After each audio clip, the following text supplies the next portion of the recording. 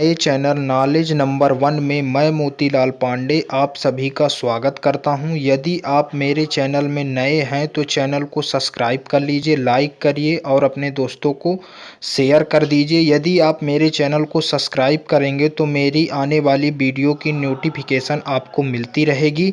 तो चलिए वीडियो को चालू करते हैं। आज हम अध्याय 8 प्रश्नावली 8.2 का क्वेश्चन नंबर 4 देखेंगे। यदि आप लोगों ने अभी तक 8.1 और 8.2 के अन्य क्वेश्चन नहीं देखे हैं तो इसके नीचे डिस्क्रिप्शन में लिंक आपको दे दी जाएगी, वहां से आप देख सकते हैं। तो चलिए इन क्वेश्चनों को चालू करते हैं। क्वेश्चन नंबर 4, बताइए कि निम्नलिखित में कौन कौन सत्य है या असत्य है। कारण सहित अपने उत्तर की पुष्टि कीजिए। हमको इसमें ये बताना है कि कौन सा सत्य है और कौन सा असत्य है। सत्य है तो क्यों सत्य है और असत्य है तो क्यों असत्य है, ठीक है ना। कारण भी उसका देना है। तो पहला, जैसा कि आप देख पा रहे हैं, साइन ए प्लस बी बराबर साइन ए प्लस साइन बी। ये बोल रहा है क्या ये दोनों बराबर हैं। तो हम इसमें कुछ मान लेते हैं और उससे हम पुष्टि कर रहे हैं कि ये बराबर है कि नहीं है। तो माना ए बराबर क्या मान लेते हैं, ए की जगह मान लेते हैं माना ए बराबर 60 अंश और बी बराबर कितना मान लेते हैं, मान लीजिए 30 अंश। आप कुछ भी मान सकते हैं। अब इसमें रख के हम चेक करते हैं। चूँकि क्या है हमारा दिया गया है साइन ए प्लस बी बराबर साइन ए प्लस साइन बी, है ना। ठीक है, तो साइन ए ये अपने से माने हैं, है ना। कुछ भी आप मान सकते हैं और चेक कर सकते हैं कि दोनों बराबर हो रहा है कि नहीं है। तो माने हैं तो ए की जगह हम 60 माने हैं तो ए की जगह हम क्या लिख देते हैं 60 अंश धन बी की जगह कितना माने हैं 30 अंश, बी की जगह 30 रख देते हैं साइन ए की जगह कितना अंश माने हैं 60 अंश और बी की जगह कितना अंश माने हैं 30 अंश। तो यहाँ लिख देते हैं। ठीक, अब देखिए अगर आप 60 में 30 जोड़ेंगे तो कितना हो जाएगा 90 अंश हो जाएगा धन ए बराबर साइन 60 अंश प्लस साइन 30 अंश। ठीक है, ये तो जुड़ेंगे नहीं ऐसे, है ना। चलिए अब इनके हम मान रख देते हैं। आपको सारणी में पता ही होगा साइन 90 का मान कितना होता है, साइन 90 का मान 1 होता है। एक बार आप फिर सारणी देख लीजिए। साइन 90 का मान कितना होता है 1 होता है।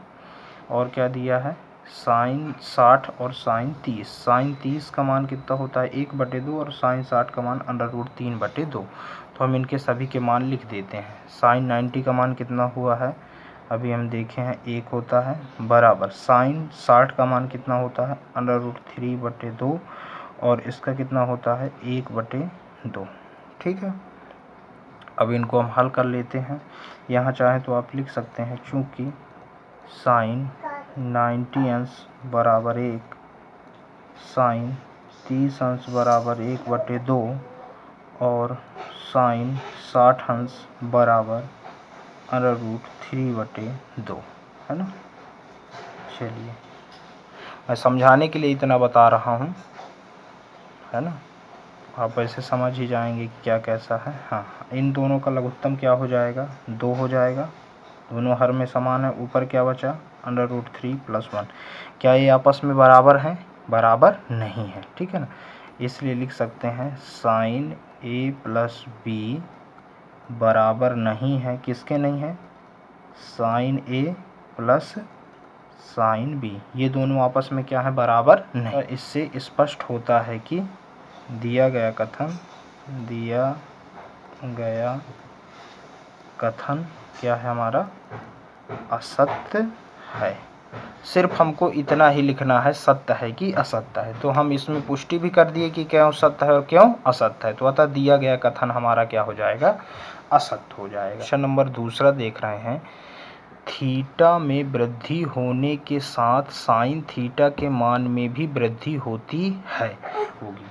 ठीक है, आप यहाँ देख पा रहे हैं अगर थीटा बोल रहा है थीटा के मान में वृद्धि होने के साथ साइन थीटा। अगर थीटा का मान 0 है तो क्या आएगा, 0 आएगा। यदि थीटा का मान 30 है तो कितना हो रहा है, 1/, देखिए 0 से बढ़ रहा है, फिर क्या है 45 में 1/√2, फिर ये बढ़ रहा है 60 में √3/2, फिर बढ़ रहा है और 90 में कितना आ जाएगा 1।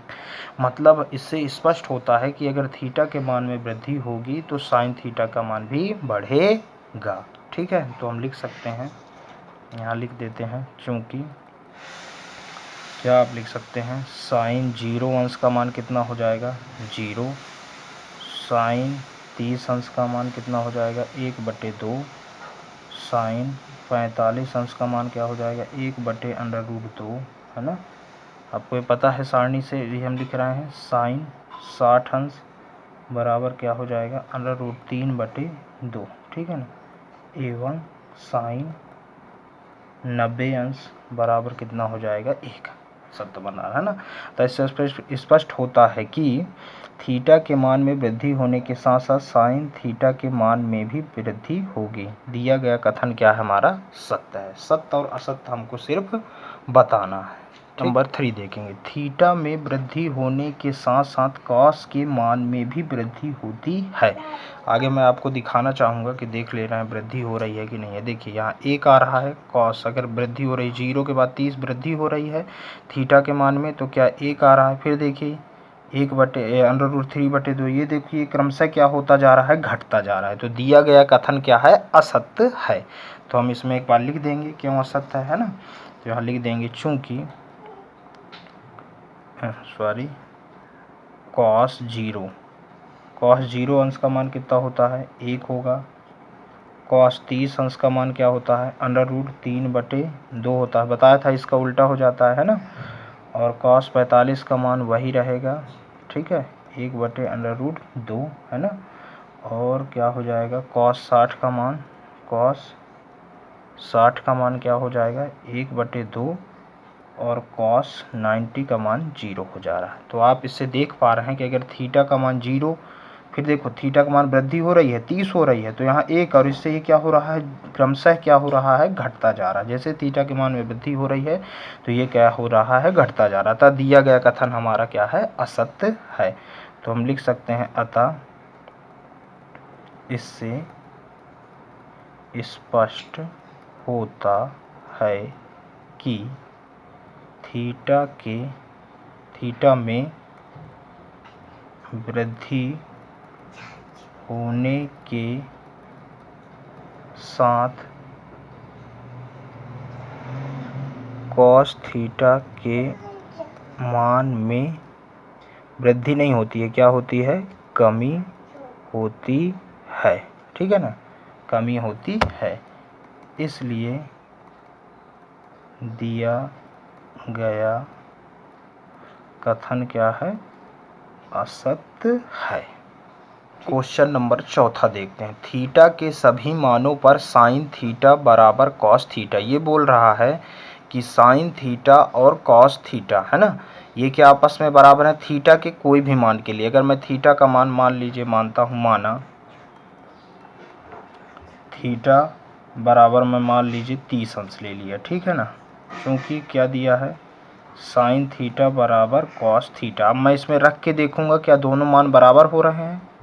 साइन थीटा की जगह कितने अंश रखना है मेरे को 30 अंश, कॉस थीटा की जगह कितने रखना है 30 अंश। अब बताइए चूँकि साइन 30 का मान कितना होता है 1/2, ठीक है, और कॉस 30 अंश का मान कितना होता है √3/2। तो मैं साइन 30 की जगह क्या लिख दूंगा 1/2, और कॉस 30 की जगह √3/2। क्या ये आपस में बराबर हैं, बराबर नहीं है, है ना। तो इसलिए क्या हो जाएगा, साइन थीटा बराबर नहीं है किसके, कॉस थीटा के, है ना। अतः स्पष्ट होता है कि, क्या स्पष्ट होता है, अतः इससे स्पष्ट होता है कि दिया गया कथन क्या है हमारा, असत्य है। दिया गया कथन असत्य है। सिर्फ आपको सत्य और असत्य लिखना है, मैं समझाने के लिए बता रहा हूँ कि ये ऐसा ऐसा होता है, इसलिए असत्य है और कौन सा सत्य है। ठीक है। पांचवा, a बराबर 0 पर कॉट a परिभाषित नहीं है ना, परिभाषित है कि नहीं है, इसको हम चेक करते हैं। ठीक है, a बराबर 0 पर कॉट a परिभाषित है कि नहीं है। तो यहाँ हम लिख लेते हैं a बराबर क्या दिया है 0 अंश, क्योंकि कॉट a है ना। अब मैं कॉट a की जगह क्या रख देता हूँ 0 अंश रख देता हूँ। कॉट a बराबर क्या हो जाएगा 0 अंश हो जाएगा। ठीक है, तो मैं कॉट a की जगह कितना रखूँगा 0 अंश। और कॉट 0 का मान कितना होता है आपको पता है, कॉट 0 का मान क्या होता है अनंत होता है। कॉट देखेंगे कॉट 0 कितना होता अपरिभाषित, मतलब अनंत होता है। मतलब दिया गया कथन सही बोल रहा है कि कॉट a बराबर 0 अंश पर कॉट a परिभाषित नहीं है, मतलब अनंत या अपरिभाषित है ना। तो लिख देंगे अतः इससे स्पष्ट होता है कि, ठीक है ना, a बराबर 0 पर कॉट a बराबर 0 अंश पर कॉट a परिभाषित नहीं है, परिभाषित नहीं है। ठीक है ना, इसलिए दिया गया कथन क्या है हमारा सत्य है। सिर्फ आपको सत्य और असत्य लिखना है। इस प्रकार प्रश्नावली 8.2 के पूरे क्वेश्चन समाप्त होते हैं। अब मैं प्रश्नावली 8.3 पढ़ाने से पहले आप लोगों को महत्वपूर्ण सूत्र बताऊंगा। धन्यवाद।